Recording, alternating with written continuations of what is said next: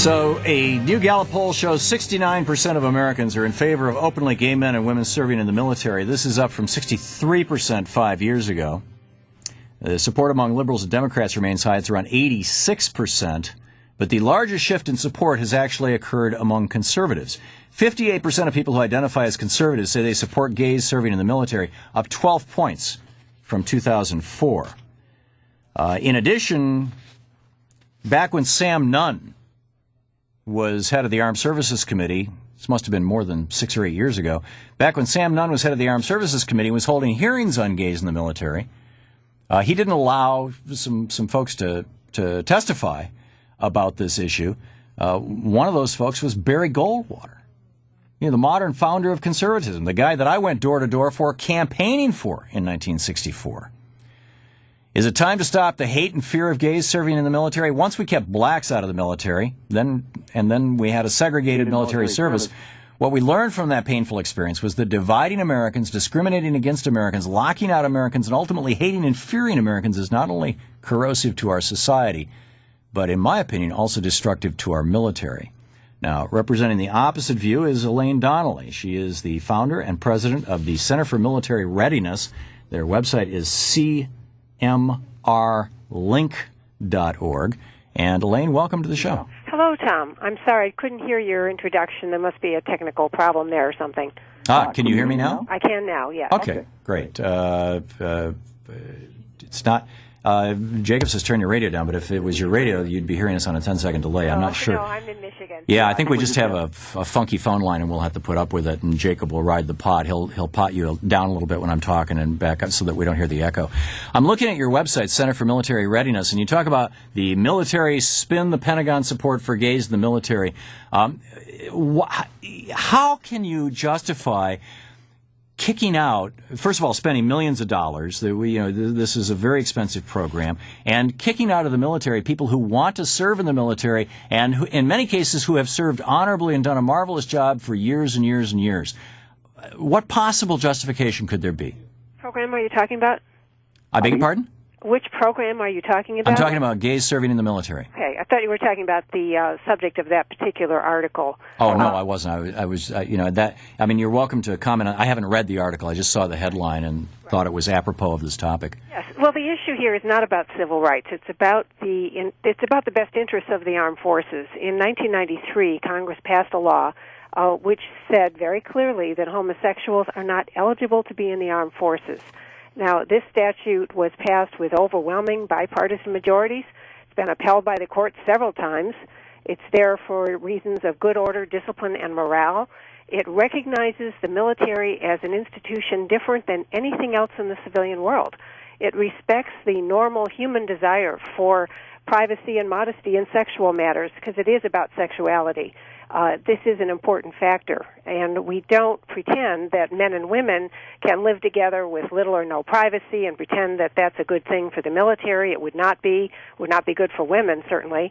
And we can't pretend that we can just throw everyone together in conditions of what the law calls forced intimacy and pretend that problems are a good thing for the military. They're not. So your argument basically is that gay men are sort of like women in that this is going to cause problems. I'll tell you, as a straight man, who, going to high school, we had a pool and we swam naked, and there were gay guys that I knew in my high school class. Nobody thought twice about it. Girls in high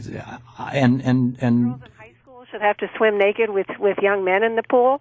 No, I'm not suggesting girls should, but what I'm saying is that my experience has been, and I think most men's experience has been, that gay men are interested in gay men. They're not interested in me, and this is a non-issue. Okay, but do you think that women should have to put up with men living in their private quarters around the clock, 24/7, with no privacy? Nobody's suggesting that. That's exactly what this law would do with regard to heterosexuals and homosexuals. Okay, so that's the first thing we have to understand here. This is an LGBT law. It would mandate acceptance, full acceptance, and indeed. Oh, so you're suggesting that if somebody is transgendered, if somebody used to be a woman and now they're a man, or vice versa, that is that the basis of your objection? Can you please wait just a minute before I finish my sentence before you interrupt? it might be more interesting to your listeners if we do that. Go ahead. Okay. What I'm saying is that the military is a very different institution than anything in the civilian world. We don't expect women in the military to have to live in conditions of no privacy with men, and we do that because we respect women, we understand human realities, and we know the military is there to defend the country. It's not there for social engineering. It's not a jobs program. But let me understand this, and I am going to interrupt you, Elaine, because this doesn't make any sense to me. You're saying that women are going to have to live with men, and what you're talking about are transgendered women. You're saying that if a man has a sex change operation and becomes a woman, he's still a man. Is that what you're saying? I said it is. Do you know what simile means? Metaphor. It is tantamount to saying that men would live with women. Well, this is tantamount. I could say what you're arguing is tantamount to saying, slavery was endorsed by the Supreme Court. It was endorsed by the founding fathers. We had slavery for years and years. Let's bring it back. If you just want to get, abusive in your language, you can do that. But I really don't. Well, how is? I'm missing something here. If you're saying that acceptance of homosexuality, bisexuality, whether real or perceived. It's a very open mandate. Right. And it means that anyone who disagrees would be subject to career penalties. They are the ones who would be dismissed from the military because the military doesn't do things halfway. There would be a new policy called zero tolerance. That means you must embrace this full agenda. Regardless of the consequences, regardless of the reason, we would lose thousands of good people if this became the law of the military. That law is not that different from the law that says that you can't trash somebody because they're black. No, there's a big difference because racial discrimination and prejudice is irrational.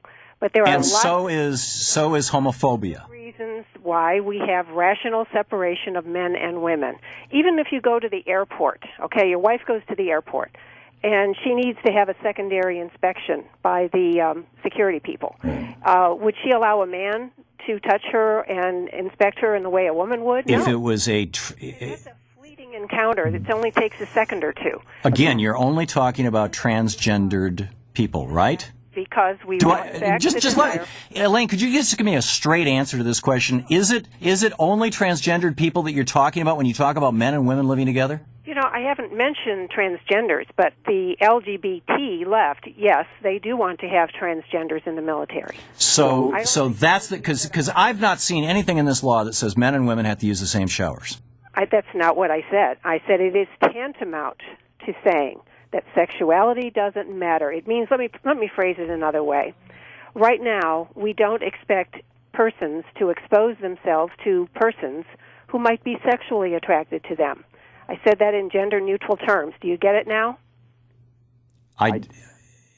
No, I don't. If we pass the law to repeal the 1993 law, we're saying that persons will have to expose themselves to persons who might be sexually attracted to them. So what? Talking about homosexuality. It is working in countries all over the world. The vast majority of our allies, of our NATO allies, allow gays to serve in their military, and it works just fine for them. There is not a single military in the world, and there's only 25 out of 200 that have some measure of gays in the military discreetly in most of those countries. Not a single nation in the world is doing what is being demanded of our military. This would be very harmful to the culture of the armed forces. It would introduce disciplinary issues, actually increase them greatly. We know that in spite of every effort to have good order and discipline, we do have problems. If we want to increase it threefold, this is the way to go. I'm still lacking any specifics of what you're talking about, but I guess people can read about it over at cmrlink.org. Elaine Donnelly, thanks for being with us, Elaine. Good speaking with you. Coming up next in this hour, Nathaniel Frank. Is it time to stop the hate and fear towards gays serving in the military? I think so.